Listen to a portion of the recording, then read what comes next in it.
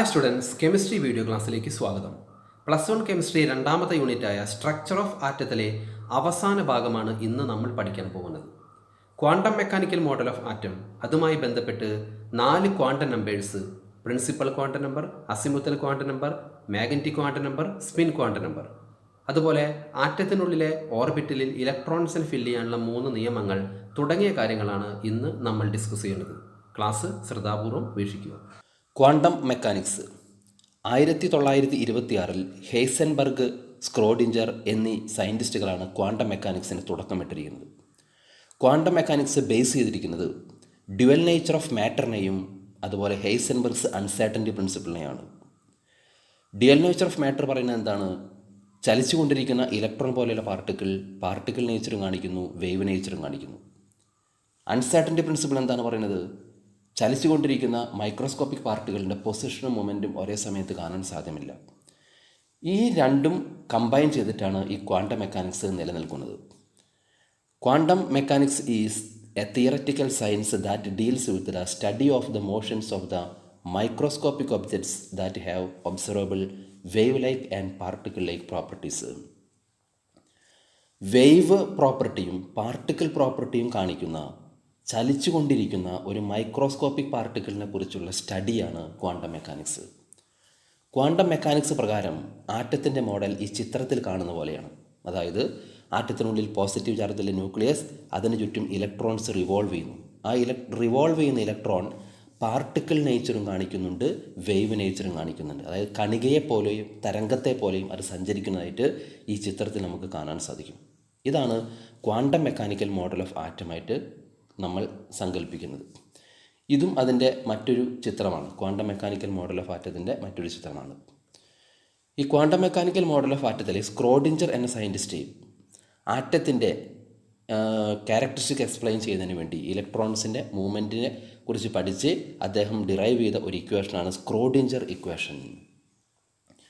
Dr square psi by doe X square plus doe square psi by doe Y square plus doe square psi by doe Z square plus 8 pi square M by H square into E minus V into psi equal to 0. ഇതാണ് സ്ക്രോഡിഞ്ചർ wave equation.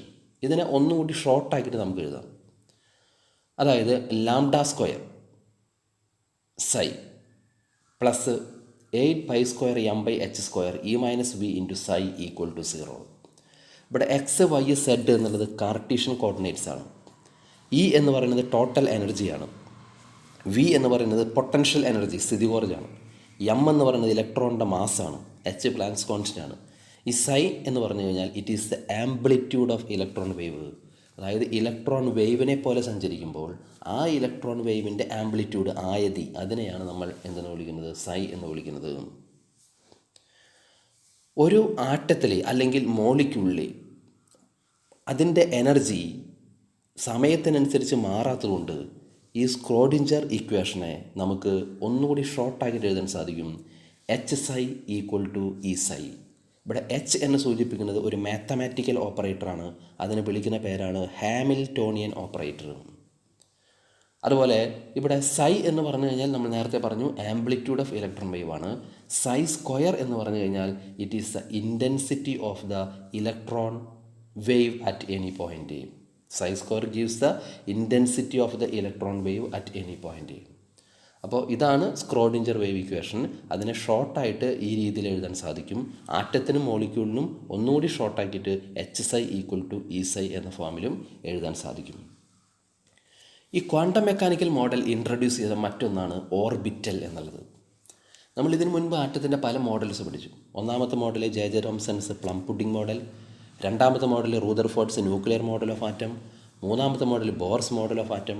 ഇതിലൊന്നും പറയാത്ത, introduce ചെയ്യാത്തൊരു കാര്യമാണ് quantum mechanical model introduce ചെയ്തത്. അത് orbital എന്ന് പറയുന്ന ഒരു കൺസെപ്റ്റാണ്. ഓർബിറ്റലിൻ്റെ ഡെഫിനിഷൻ എന്താണ്? 3 dimensional region in space around the nucleus where the probability of finding electron is maximum. ഒരാറ്റത്തിൽ ന്യൂക്ലിയസിന് ചുറ്റും ഇലക്ട്രോണിനെ കാണാൻ സാധ്യതയുള്ള ത്രിമാന തലം, 3 ഡയമെൻഷണൽ റീജിയൻ, അതിനെയാണ് ഓർബിറ്റൽ എന്ന് വിളിക്കുന്നത്. ഈ ചിത്രം നോക്കിയാൽ മനസ്സിലാവും. ഇതാണ് quantum mechanical model of atom. ഇതിൽ ന്യൂക്ലിയസിന് ചുറ്റും റിവോൾവ് ചെയ്യുന്ന ഇലക്ട്രോൺ പാർട്ടിക്കിൾ നേച്ചർ കാണിക്കുന്നു. അതാണ് ഈ സർക്കുലർ പാത്തിലൂടെ ഇലക്ട്രോൺ മൂവ് ചെയ്യുന്നതായിട്ട് പറയുന്നത്. ഇതേ ഇലക്ട്രോൺ തന്നെ വേവ് നേച്ചർ, തരംഗത്തെ പോലെ, അത് ഇവിടെ വേവിൻ്റെ ഫോമിലും കാണിക്കുന്നുണ്ട്. അങ്ങനെയാണെങ്കിൽ ഈ വേവ് നേച്ചറിൽ സഞ്ചരിക്കുന്ന ഇലക്ട്രോൺ ഈ സർക്കുലർ പാത്ത് വിട്ട്, ഈ സർക്കുലർ പാത്തിന് എന്താണ് പേര് പറയുക, നമ്മൾ പഠിച്ചിട്ടുണ്ട്, ഓർബിറ്റ് അഥവാ ഷെല്ലാണ്. ഈ സർക്കുലർ പാത്ത് വിട്ട് രണ്ട് ഭാഗത്തേക്കും ഇത് മൂവ് ചെയ്യും. അങ്ങനെയാണെങ്കിൽ ആറ്റത്തിൽ ന്യൂക്ലിയസിന് ചുറ്റും സർക്കുലർ പാത്ത് വിട്ട് ഇലക്ട്രോണിനെ കാണാൻ സാധ്യതയുള്ള ഈ സ്ഥലങ്ങളെയാണ് നമ്മൾ ഓർബിറ്റ് എന്ന് വിളിക്കുന്നത്. ഒരാറ്റത്തിലെ ന്യൂക്ലിയസിന് ചുറ്റും ഇലക്ട്രോൺസ് റിവോൾവ് ചെയ്യുന്ന ഓർബിറ്റ് അഥവാ ഷെല്ലുണ്ട്, സർക്കുലർ പാത്ത്. അത് വിട്ട് ഇലക്ട്രോണിനെ കാണാൻ സാധ്യതയുള്ള ഇത്തരത്തിലുള്ള 3 ഡയമെൻഷണൽ റീജിയനെയാണ് നമ്മൾ ഓർബിറ്റൽ എന്ന് വിളിക്കുന്നത്. ഓർബിറ്റും ഓർബിറ്റലും തമ്മിലുള്ള പ്രധാന വ്യത്യാസം എന്താണ്? ഇപ്പോൾ ഓർബിറ്റ് എന്ന് പറഞ്ഞാൽ it is a circular path in which electrons revolve. Orbital എന്ന് പറഞ്ഞു കഴിഞ്ഞാൽ it is the 3 dimensional region of space around the nucleus where the probability of finding electron is maximum. രണ്ടാമത്തെ ഓർബിറ്റ് എന്ന് പറഞ്ഞു കഴിഞ്ഞാൽ it is represents planar motion of the electron. അത് ഇലക്ട്രോണിൻ്റെ planar മോഷനാണ് സൂചിപ്പിക്കുന്നത്. എന്നാൽ ഓർബിറ്റൽ എന്ന് പറഞ്ഞാൽ it represents the 3 dimensional motion of electron around the nucleus. ന്യൂക്ലിയസിന് ചുറ്റും ഇലക്ട്രോണിൻ്റെ അതാണ് ത്രിമാന ചലനമാണ് ഇത് സൂചിപ്പിക്കുന്നത്. മൂന്നാമത്തെ ഡിഫറൻസ്, ഓർബിറ്റ് എന്ന് പറഞ്ഞു കഴിഞ്ഞാൽ maximum number of electrons in an orbit is 2n². ഒരു ഓർബിറ്റ് അഥവാ ഒരു ഷെല്ലിൽ ഉൾക്കൊള്ളാവുന്ന ഇലക്ട്രോൺസിൻ്റെ മാക്സിമം എണ്ണം കാണാനുള്ള ഫോർമുല 2n² ആണ്. ഇപ്പോൾ കെ ഷെല്ലാണെങ്കിൽ 2 ഇലക്ട്രോൺ, എൽ ഷെല്ലാണെങ്കിൽ 8 ഇലക്ട്രോൺ, ആ രീതിയിൽ നമ്മൾ പഠിച്ചിട്ടുണ്ട്. എന്നാൽ ഓർബിറ്റലിൽ മാക്സിമം ഏത് ഓർബിറ്റലായാലും മാക്സിമം 2 ഇലക്ട്രോൺസ് അക്കോമഡേറ്റ് ചെയ്യുള്ളൂ. നാലാമത്തെ difference, orbits are circular in shape. Orbit സർക്കുലാറാണ്, വൃത്താകൃതിയിലാണ് ഓർബിറ്റിൻ്റെ ഷേപ്പ്, ഓർബിറ്റ് അഥവാ ഷെല്ലിൻ്റെ ഷേപ്പ്. എന്നാൽ ഓർബിറ്റൽസിന് ഡിഫറൻറ്റ് ഷേപ്പാണ്. Different orbitals have different shape. S orbital എന്ന് പറയുന്ന ഒരു കാറ്റഗറി ഉണ്ട്, അവർ സ്പെരിക്കൽ ഷേപ്പാണ്. പി ഓർബിറ്റൽസ് എന്ന് പറയുന്ന കാറ്റഗറി ഉണ്ട്, അവർ ഡംബൽ ഷേപ്പാണ്. ഡി ഓർബിറ്റൽസ് എന്ന് പറയുന്ന കാറ്റഗറി ഉണ്ട്, അവർ ഡബിൾ ഡംബൽ ഷേപ്പാണ്. ഇതാണ് ഓർബിറ്റും ഓർബിറ്റലും തമ്മിലുള്ള പ്രധാന വ്യത്യാസം. ഇവിടെ ഓർബിറ്റ് എന്ന് പറയുന്നത് നമുക്കറിയാം Bohr model of atom introduce ചെയ്തു. ഓർബിറ്റൽ എന്ന് പറയുന്നത് quantum mechanical model of atom introduce ചെയ്തു. Quantum numbers, a set of 4 numbers used to designate the electron in an atom are called quantum numbers. ആറ്റത്തിനുള്ളിലുള്ള ഇലക്ട്രോണിൻ്റെ designate ചെയ്യുന്ന 4 നമ്പറുകളെയാണ് നമ്മൾ quantum numbers എന്ന് വിളിക്കുന്നത്. ഇവിടെ ഡെസിഗ്നേറ്റ് ചെയ്യുക എന്നുകൊണ്ട് ഉദ്ദേശിക്കുന്നത് ഒരാറ്റത്തിനകത്ത് ഇലക്ട്രോൺ ഇരിക്കുന്ന ഷെല്ല്, സബ് ഷെല്ല്, അതിൻ്റെ ഓർബിറ്റിൽ, അത് സ്പിൻ ചെയ്യുന്ന ഡയറക്ഷൻ തുടങ്ങിയ കാര്യങ്ങൾ കണ്ടെത്തലാണ്. അതിനുവേണ്ടി ഉപയോഗിക്കുന്ന 4 നമ്പറുകളെയാണ് ക്വാണ്ടം നമ്പേഴ്സ് എന്ന് വിളിക്കുന്നത്. ഒന്നാമത്തെ ക്വാണ്ടം നമ്പറാണ് principal quantum number. Principal quantum നമ്പറിൻ്റെ സ്മോൾ ലെറ്റർ n ഉപയോഗിച്ചാണ് ഡിനോട്ട് ചെയ്യുന്നത്.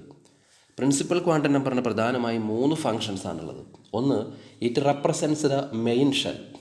ഒരു ആറ്റത്തിനകത്ത് ഇലക്ട്രോൺ സ്ഥിതി ചെയ്യുന്ന ഷെല്ല് ഏതാണ് എന്ന് കണ്ടെത്താൻ ഈ പ്രിൻസിപ്പൽ ക്വാണ്ടം നമ്പർ ഉപയോഗിക്കുന്നു.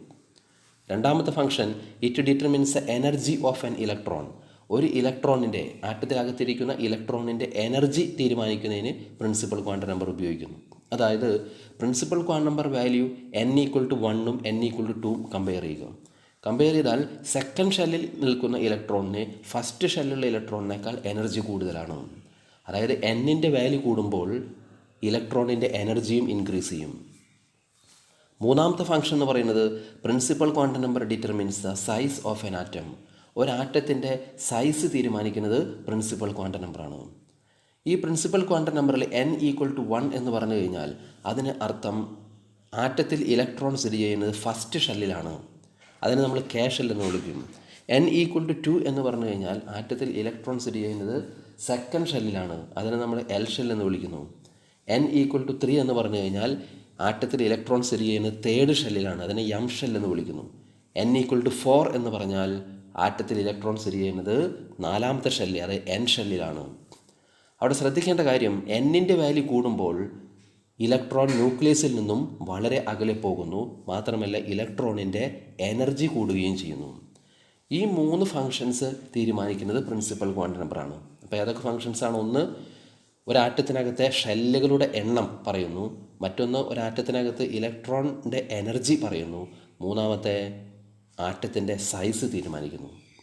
ഇനി രണ്ടാമത്തെ ക്വാണ്ടം നമ്പറാണ് azimuthal quantum number or angular momentum quantum number. അതിനെ സ്മോൾ ലെറ്റർ എൽ ഉപയോഗിച്ചുകൊണ്ടാണ് ഡിനോട്ട് ചെയ്യുന്നത്. ഇതിന് പ്രധാനമായുള്ള ഫങ്ഷൻസ്, ഒന്ന്, ആറ്റത്തിനകത്ത് ഒരു ഷെല്ലിൻ്റെ ഉള്ളിൽ എത്ര സബ് ഷെല്ലുകളുണ്ട് എന്ന് തീരുമാനിക്കുന്നത് അസിമുത്തൽ ക്വാണ്ടം നമ്പറാണ്. ഒരു ഷെല്ലിനകത്ത് എത്ര സബ് ഷെല്ലുകളുണ്ട് എന്ന് തീരുമാനിക്കുന്നത് അസിമുത്തൽ ക്വാണ്ടം നമ്പറാണ്. രണ്ടാമത്തെ ഫംഗ്ഷൻ എന്ന് പറയുന്നത് azimuthal quantum number determines the shape of A orbital. Electron സ്ഥിതി ചെയ്യുന്ന ഓർബിറ്റലിൻ്റെ ആകൃതി, ഷേപ്പിനെ കുറിച്ച് ധാരണ തരുന്നതും അസിമുത്തൽ ക്വാണ്ടം നമ്പറാണ്. ഒരു ഷെല്ലിനകത്ത് എത്ര സബ് ഷെല്ലുകളുണ്ട് എന്ന് കാണുന്നതിനുള്ള ഫോർമുലയാണ് 0 to n-1. 0 to n-1. അവിടെ n എന്ന് സൂചിപ്പിക്കുന്നത് പ്രിൻസിപ്പൽ ക്വാണ്ടം നമ്പറാണ്. അങ്ങനെയാണെങ്കിൽ ഒന്നാമത്തെ ഷെല്ലിനകത്ത് എത്ര സബ് ഷെല്ലുകളുണ്ട് എന്ന് കാണാൻ ഇപ്പോൾ നമ്മൾ n-ന് പകരം 1 എന്ന് കൊടുക്കുകയാണ്. ഒന്നാമത്തെ ഷെൽ എന്ന് പറയുമ്പോൾ അതിൻ്റെ principal quantum number n value 1 ആണ്. അപ്പോൾ ഈ ഇക്വേഷനിൽ n-ന് പകരം 0 to n-1 എന്ന ഇക്വേഷനിൽ n-ന് പകരം 1 കൊടുക്കുകയാണ്. അപ്പോൾ ഇക്വേഷൻ എന്തായിരിക്കും? 0 to 1-1, അതായത് 0 to 0. അതായത് അവിടെ ഒരേ ഒരു വാല്യൂ മാത്രമേ ഉണ്ടാവുള്ളൂ. എൽ വാല്യൂവിന് അസിമുത്തൽ ക്വാണ്ടം നമ്പറിന് ഒരേ ഒരു വാല്യൂ ഉള്ളൂ. അതിനർത്ഥം ഒന്നാമത്തെ ഷെല്ലിൽ ഒരേ ഒരു സബ് ഷെല്ലേ ഉള്ളൂ. ആ സബ് ഷെല്ലിൻ്റെ പേരാണ് 1s. ഇനി രണ്ടാമത്തെ ഷെല്ലിൽ എത്ര സബ് ഷെല്ലുണ്ടെന്ന് എങ്ങനെയാണ് കാണുക? രണ്ടാമത്തെ ഷെല്ലെന്ന് പറയുമ്പോൾ n=2 ആണ്. അതായത് പ്രിൻസിപ്പൽ ക്വാണ്ടം നമ്പർ 2 ആണ്. അപ്പോൾ ഈ ഇക്വേഷനിൽ n-ന് പകരം നമ്മൾ 2 എന്ന് കൊടുക്കുക. അതായത് 0 to n-1 എന്ന ഇക്വേഷനിൽ n-ന് പകരം 2 കൊടുക്കുക. അപ്പോൾ 0 to 2-1 എന്നാവും. 0 to 2-1 പറഞ്ഞാൽ 0 to 1, അതായത് 0 മുതൽ 1 വരെ. ഇപ്പോൾ രണ്ട് വാല്യൂസ് ഉണ്ട്, അവിടെ 0 ഉണ്ട് 1 ഉണ്ട്.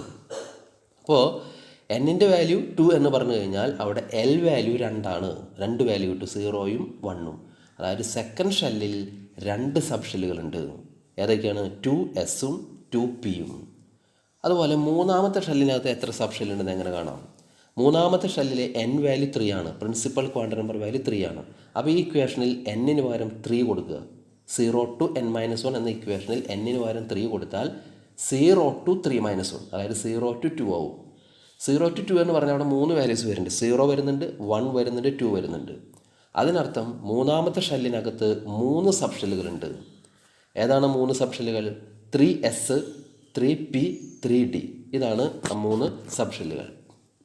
അപ്പോൾ അസിമുത്തൽ ക്വാണ്ടം നമ്പറിന് പ്രധാനമായ 2 ഫങ്ഷൻസ് ആണുള്ളത്. ഒന്ന്, ഒരു ഷെല്ലിനകത്ത് എത്ര സബ് ഷെല്ലുകൾ ഉണ്ടെന്ന് കാണാൻ വേണ്ടി ഉപയോഗിക്കുന്നു. അതിനുള്ള ഫോർമുല 0 to n-1 ആണ്. അതുപോലെ രണ്ടാമത്തെ ഫംഗ്ഷൻ എന്ന് പറയുന്നത് it used to find the shape of orbital. ഇനി മൂന്നാമത്തെ ക്വാണ്ടം നമ്പറാണ് magnetic quantum number. Magnetic quantum നമ്പറിന് എം എന്ന സ്മോൾ ലെറ്റർ എം ഉപയോഗിച്ച് ഡിനോട്ട് ചെയ്യുക. ഇതിന് ഒരേ ഒരു ഫംഗ്ഷനുള്ളൂ, ഒരു ഓർബിറ്റൽ, അതായത് ഒരു സബ് ഷെല്ലിനകത്ത് എത്ര ഓർബിറ്റൽസ് ഉണ്ട് എന്ന് കണ്ടെത്താൻ ഉപയോഗിക്കുന്നു. It represents the different orientation of electron cloud in a particular sub shell. ഈ ഡിഫറെൻറ്റ് ഓറിയേഷനെ വിളിക്കുന്ന പേരാണ് ഓർബിറ്റൽസ്. അപ്പോൾ ഒരു ആറ്റത്തിലെ ഒരു സബ് ഷെൽ എടുത്തു കഴിഞ്ഞാൽ ആ സബ് ഷെല്ലിൻ്റെ ഉള്ളിൽ എത്ര ഓർബിറ്റൽസ് ഉണ്ട് എന്ന് കണ്ടെത്താൻ ഉപയോഗിക്കുന്ന ക്വാണ്ടം നമ്പറാണ് magnetic quantum number. Magnetic quantum number 2l+1 എന്ന ഫോർമുല ഉപയോഗിച്ചുകൊണ്ടാണ് ഒരു സബ് ഷെല്ലിനുള്ളിലെ ഓർബിറ്റൽസിൻ്റെ എണ്ണം കാണുന്നത്. 2l+1. ഇവിടെ എൽ എന്ന് സൂചിപ്പിക്കുന്നത് അസിമുത്തൽ ക്വാണ്ടം നമ്പർ വാല്യൂസ് ആണ്. ഇനി അങ്ങനെയാണെങ്കിൽ ഇവിടെ നോക്കാം, ഒന്നാമത്തെ സബ് ഷെല്ല്, അതായത് എസ് സബ് ഷെല്ലിൽ എത്ര ഓർബിറ്റൽസ് ഉണ്ട്? എസ് സബ് ഷെല്ലിൽ എൽ വാല്യൂ 0 ആണ്, അസിമുത്തൽ ക്വാണ്ടം നമ്പർ വാല്യൂ 0 ആണ്. അപ്പോൾ ഈ ഇക്വേഷനിൽ, അതായത് 2l+1 എന്ന ഇക്വേഷനിൽ എല്ലിന് പകരം 0 കൊടുക്കുക. അപ്പോൾ 2 × 0+1, 2 × 0+1 അതായത് 1. അതായത് ഒന്നാമത്തെ സബ് ഷെല്ലിൽ ഒരേ ഒരു ഓർബിറ്റലേ ഉള്ളൂ. ആ ഓർബിറ്റലിനെ എസ് ഓർബിറ്റൽ എന്ന് തന്നെ വിളിക്കുന്നു. രണ്ടാമത്തെ സബ് ഷെല്ല് ഏതാണ്? പി സബ് ഷെല്ലാണ്. പി സബ് ഷെല്ലിന് L value, azimuthal quantum number value 1 ആണ്. അതിൽ എത്ര ഓർബിറ്റൽസ് ഉണ്ടെന്ന് എങ്ങനെ കാണും? ഈ ഇക്വേഷനിലെ 2l+1 എന്ന ഇക്വേഷനിൽ എല്ലിന് പകരം നമ്മൾ 1 കൊടുക്കുന്നു. അപ്പോൾ 2 × 1+1 അതായത് 3. അതായത് മൂന്നാമത്തെ പി എന്ന് പറയുന്ന സബ് ഷെല്ലിൻ്റെ ഉള്ളിൽ 3 ഓർബിറ്റൽസ് ഉണ്ട്. അതേതൊക്കെയാണ്? px, py, pz. അതാണ് 3 ഓർബിറ്റൽ.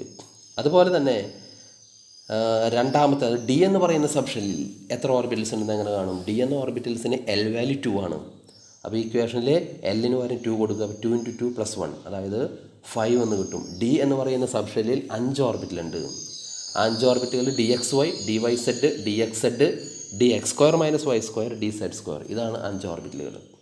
ഇനി മാഗ്നറ്റിക് ക്വാണ്ടം നമ്പറിൻ്റെ വാല്യൂ കാണണമെങ്കിൽ മാഗ്നറ്റിക് ക്വാണ്ടം നമ്പറിൻ്റെ വാല്യൂ ഓരോ ഓർബിറ്റലിലും കാണാൻ സാധിക്കും. അത് കാണാനുള്ള formula -L to 0 to +L ആണ്. -L to 0 to +L, അതാണ് ആ ഫോർമുല ഉപയോഗിച്ചിട്ട് കാണുക. അതാണ് ഇവിടെ പറയുന്നത്.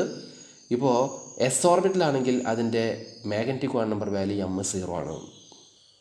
പി ഓർബിറ്റലാണെങ്കിൽ ഇപ്പോൾ പി ഓർബിറ്റൽ എന്ന് പറഞ്ഞു കഴിഞ്ഞാൽ PX, PY, PZ 3 ഓർബിറ്റലുകൾ പി സബ്ഷെല്ലിനകത്ത്. അവിടെ L വാല്യൂ 1 ആണ്. അപ്പോൾ ഈ ഇക്വേഷനിൽ -L to 0 to +L എന്നുള്ളതിൽ എല്ലിന് പകരം 1 കൊടുത്താൽ എങ്ങനെയാണ് വരിക? -1 0 +1. അതായത് ഈ 3 വാല്യൂസാണ് മാഗ്നറ്റിക് ക്വാണ്ടം നമ്പറിന് വാല്യൂ. ഏത്? PX, PY, PZ എന്നീ 3 ഓർബിറ്റലുകൾക്ക്. അതുപോലെ ഡി സബ്ഷെല്ലിനകത്തുള്ള 5 ഡി ഓർബിറ്റൽസിൻ്റെ മാഗ്നറ്റിക് ക്വാണ്ടം നമ്പർ വാല്യൂ കിട്ടാൻ എല്ലിന് പകരം നമ്മൾ 2 കൊടുത്താൽ മതി. അപ്പോൾ -2 തൊട്ട് +2 വരെ. അപ്പോൾ -2 -1 0 +1 +2 ഇതിൽ ഏത് വാല്യൂസ് വേണമെങ്കിൽ ഡി ഓർബിറ്റൽസിന് 5 ഡി ഓർബിറ്റൽസിന് വരാം. ഇതിനാണ് മാഗ്നറ്റിക് ക്വാണ്ടം നമ്പർ ഉപയോഗിക്കുന്നത്. Last one spin quantum number. Spin quantum number നമ്മൾ S ഉപയോഗിച്ചൊരു ഡിനോട്ട് ചെയ്യാം. S ഇത് പ്രധാനമായും ഒരു ആറ്റത്തിലെ ഇലക്ട്രോൺ ന്യൂക്ലിയസിന് ചുറ്റും റിവോൾവ് ചെയ്യുന്നുണ്ട്. ഈ റിവോൾവ് ചെയ്യുന്ന ഇലക്ട്രോൺ സ്പിൻ ചെയ്യുന്നുണ്ട്, 2 ഡയറക്ഷനിലേക്ക് സ്പിൻ ചെയ്യുന്നുണ്ട്. ആ സ്പിന്നിങ്ങിൻ്റെ ഡയറക്ഷൻ കാണിച്ചിരുന്ന ക്വാണ്ടം നമ്പറാണ് spin quantum number. Spin quantum number tells about the direction of spin of the electron. ആറ്റത്തിലെ ഇലക്ട്രോണിൻ്റെ സ്പിന്നിങ്ങിൻ്റെ ഡയറക്ഷൻ കാണിച്ചിരുന്ന ക്വാണ്ടം നമ്പറിനെയാണ് സ്പിൻ ക്വാണ്ടം നമ്പർ എന്ന് വിളിക്കുക. ഈ സ്പിന്നിങ് ഡയറക്ഷൻ ഒന്നുകിൽ ക്ലോക്ക് വൈസ് ആയിരിക്കും, അല്ലെങ്കിൽ ആൻറ്റി ക്ലോക്ക് വൈസ് ആയിരിക്കും. ഒരു ഇലക്ട്രോൺ സ്പിൻ ചെയ്യുന്നത് ക്ലോക്ക് വൈസിലേക്കാണെങ്കിൽ അതിൻ്റെ സ്പിൻ ക്വാണ്ടം നമ്പർ വാല്യൂ +12ഉം, എന്നാൽ ഒരു ഇലക്ട്രോൺ സ്പിൻ ചെയ്യുന്നത് ആൻറ്റി ക്ലോക്ക് വൈസിലേക്കാണെങ്കിൽ അതിൻ്റെ സ്പിൻ ക്വാണ്ടം നമ്പർ വാല്യൂ -12ഉമാണ്. Shapes of orbital. Shape of S orbital. ഇപ്പോൾ എസ് ഓർബിറ്റലിനെ സംബന്ധിച്ചിടത്തോളം അതിൻ്റെ L value azimuthal quantum number value 0 ആണ്. അതിൻ്റെ magnetic quantum number value m value 0 ആണ്. അതിനർത്ഥം ഇലക്ട്രോണിനെ കാണാൻ സാധ്യതയുള്ള സ്ഥലം എല്ലാ ഭാഗത്തും ഒരേപോലെ ആയിരിക്കും. The probability of finding electron in S orbital is same in all direction. അതായത് എസ് ഓർബിറ്റൽസിൻ്റെ ഷേപ്പ് സ്പെരിക്കലി സിമെട്രിക്കലാണ്. ഗോളാകൃതിയായിരിക്കും എസ് ഓർബിറ്റലിന്. അതിൻ്റെ ഷേപ്പ് ഇവിടെ കാണാൻ സാധിക്കും. ഇതാണ് 1s എന്ന് പറയുന്ന ഓർബിറ്റലിൻ്റെ ഷേപ്പാണിത്. 3 ആക്സിസ് വരച്ചിരിക്കുന്നു, X, Y, Z. ഇവിടെ ഒരു സ്പെരിക്കൽ ഷേപ്പ് കാണാം. ഇതാണ് 1s എന്ന് പറയുന്ന ഓർബിറ്റലിൻ്റെ ഷേപ്പ്, സ്പെരിക്കലി സിമെട്രിക്കൽ. ഇതിനർത്ഥം ഇതിൻ്റെ എല്ലാ ഭാഗത്തും ഒരേപോലെ ഇലക്ട്രോണിനെ കാണാൻ സാധ്യതയുള്ള സ്ഥലമാണ്. ഇത് 2s എന്ന് പറയുന്ന ഓർബിറ്റലിൻ്റെ ഷേപ്പാണ്. ഇവിടെ 2 സ്പിയർ കാണാൻ സാധിക്കും. 2s എന്ന് പറയുന്നതാണ് X axis, Y axis, Z axis 3 axis വരച്ച് 2 സ്പിയറാണ് വന്നിരിക്കുന്നത് 2s എന്ന് പറയുന്നത്. ഇതുപോലെ 3s 4s ഒക്കെ നമുക്ക് വരയ്ക്കാൻ സാധിക്കും. ഇവിടെ ഈ 2 സ്പിയറിനെയും ഇടയിൽ ഒരു നോഡ് എന്ന് പറയുന്ന പോയിൻ്റ് കാണാം. ഈ നോഡ് എന്ന് പറഞ്ഞു കഴിഞ്ഞാൽ ഒരു ഓർബിറ്റലിൽ ഇലക്ട്രോണിനെ കാണാൻ സാധ്യതയില്ലാത്ത സ്ഥലമാണ്. അതിൻ്റെ definition there is a spherical shell where the electron density is 0. അതായത് the place where the probability of finding electron is 0. ആ ഒരു പോയിൻറ്റിനെയാണ് നമ്മൾ നോഡ് എന്ന് വിളിക്കുക. ഇതാണ് ഈ ഒരു പോയിൻറ്റിലായിരിക്കും നോഡ്. ഇലക്ട്രോൺ കാണാൻ സാധ്യതയില്ലാത്ത സ്ഥലമാണ് ഈ പോയിൻ്റ്. അതിനെയാണ് നമ്മൾ നോഡ് എന്ന് വിളിക്കുക. ഇനി പി ഓർബിറ്റൽസ്. പി ഓർബിറ്റുകളെ സംബന്ധിച്ചിടത്തോളം അതിൻ്റെ azimuthal quantum number value L value 1 ആണ്. എന്നാൽ അതിൻ്റെ magnetic quantum number value 3 values ഉണ്ട്, +1 0 -1. അതിനർത്ഥം പി സബ്ഷെല്ലിൽ 3 ഓർബിറ്റൽസ് ഉണ്ട്. ആ 3 ഓർബിറ്റലുകളുടെ പേരാണ് PX, PY, PZ. പി ഓർബിറ്റൽസിൻ്റെ ഷേപ്പ് ഡംബലാണ്. ഡംബൽ, അതായത് ഇതുപോലെ, ഇതിനാണ് ഒരു ബെൽ എന്ന് പറയുക. ഇതുപോലത്തെ 2 ബെൽ, ഡംബൽ.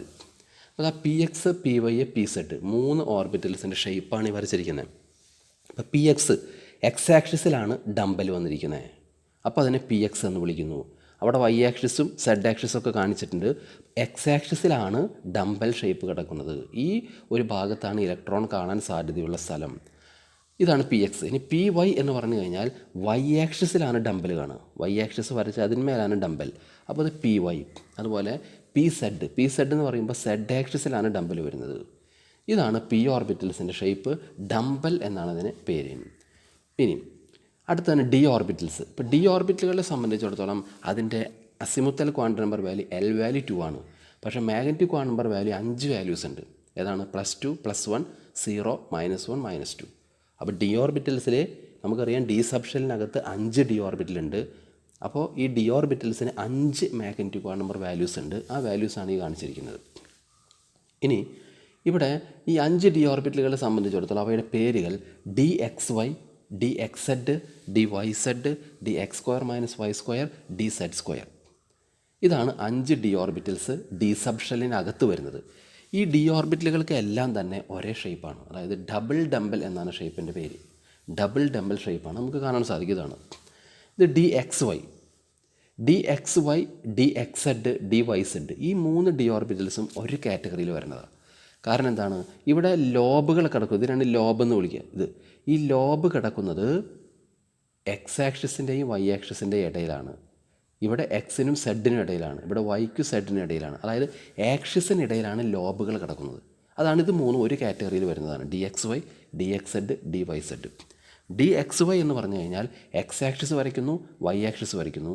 ഈ 2 ആക്സിസിനിടയിൽ ഡംബൽ വരയ്ക്കുന്നു. അതായത് ഇത് ഒരു ഡംബലാണ്, ഇത് മറ്റൊരു ഡംബലാണ്. അപ്പോൾ ഡബിൾ ഡംബലാണ് ഷേപ്പ്. അവിടെ ശ്രദ്ധിക്കേണ്ട കാര്യം, ലോബുകൾ കിടക്കുന്നത് ആക്സിസിനിടയിലാണ്. ഇനി ഡി എക്സ് സെഡ് വരയ്ക്കുമ്പോൾ എക്സ് ആക്സിസ് വരയ്ക്കുന്നു, സെഡ് ആക്സിസ് വരയ്ക്കുന്നു. ലോബുകൾ കിടക്കുന്നത് ഈ 2 ആക്സിസിനിടയിലാണ്. ഡബിൾ ഡംബിൾ തന്നെ shape. D y z, y axis z axis വരയ്ക്കുന്നു. അത് 2 ആക്സിസിന് ഇടയിൽ ലോബുകൾ വരുന്നു. ഇനി അടുത്താണ് d z square. D z square എന്ന് പറഞ്ഞു കഴിഞ്ഞാൽ ഡി സെഡ് സ്ക്വയറിൽ സെഡ് ആക്സിസും എക്സ് ആക്സിസും വൈ ആക്സിസും ഒക്കെ കാണിച്ചിട്ടുണ്ട്. സെഡ് ആക്സിസിൻ്റെ മീതെയാണ് ഇതൊരു ഡംബൽ, അതോടൊപ്പം തന്നെ മറ്റൊരു ഡംബൽ അങ്ങനെയാണ് ഡി സെഡ് സ്ക്വയർ. അതുപോലെ d x square minus y square. ഇതിൻ്റെ ഷേപ്പ് എന്താ വെച്ചാൽ എക്സ് ആക്സിസും വൈ ആക്സിസും വരച്ച് ആക്സിസിൻ്റെ മീതെയാണ് ലോബ് കിടക്കുന്നത്. ആക്സിസിൻ്റെ ഇടയിലല്ല, ആക്സിസിന് മീതെയാണ് ലോബ് കിടക്കുന്നത്. അപ്പോൾ d z square, d x square minus y സ്ക്വയറും രണ്ടാമത്തെ കാറ്റഗറിയിൽ പെട്ടതാണ്. അങ്ങനെ ഇതാണ് കാരണം, ഇവിടെ ആക്സിസിന് മീതെ ലോബുകൾ കിടക്കുന്നു ഈ 2 എണ്ണത്തിലും. എന്നാൽ ഈ 3 എണ്ണത്തിൽ ആക്സിസിന് ഇടയിൽ ലോബുകൾ കിടക്കുന്നു. ഇതാണ് 5 ഡി ഓർബിറ്റൽസ് വരുന്നത്. Rules for filling electrons in the orbitals of an atom.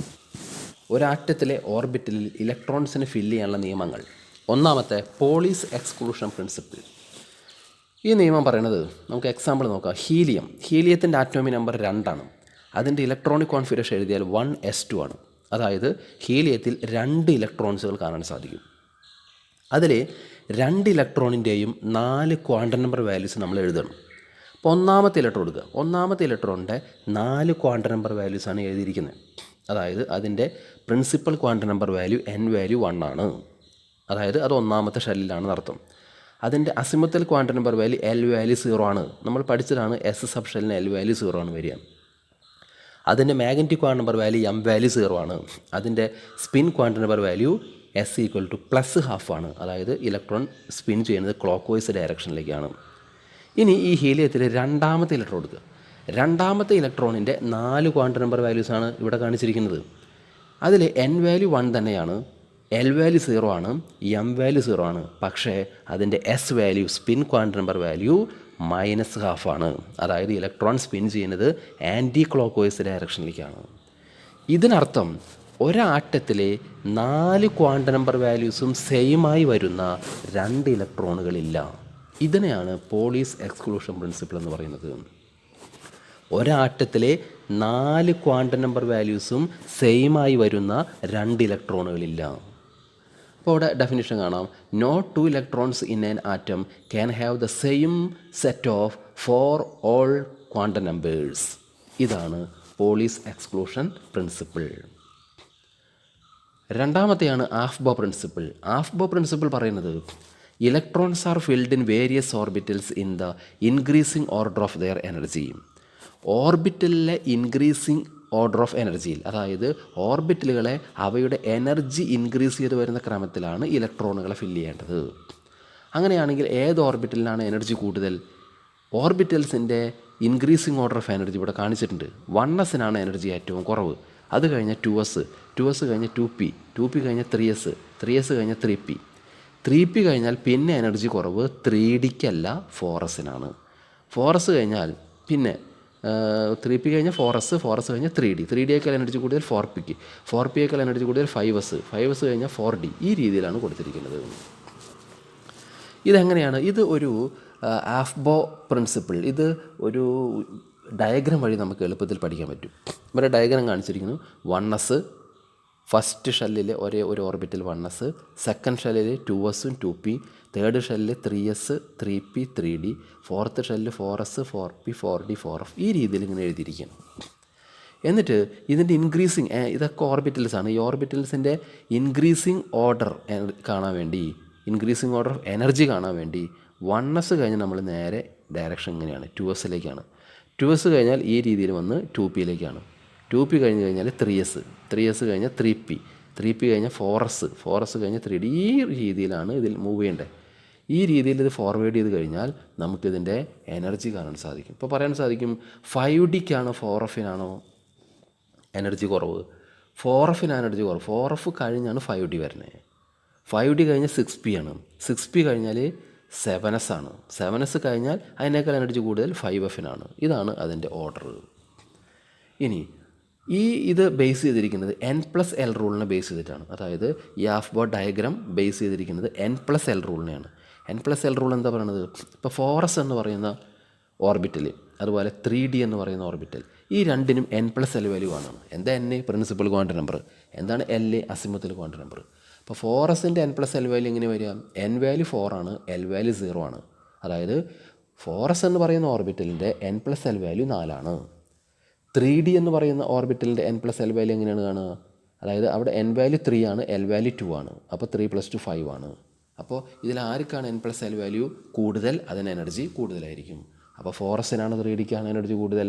3Dക്ക് N+L value 5 ആയതിനാൽ 4sനേക്കാൾ കൂടുതലാണ്. അതായത് 3Dക്ക് എനർജി 4sനേക്കാൾ കൂടുതലാണ്.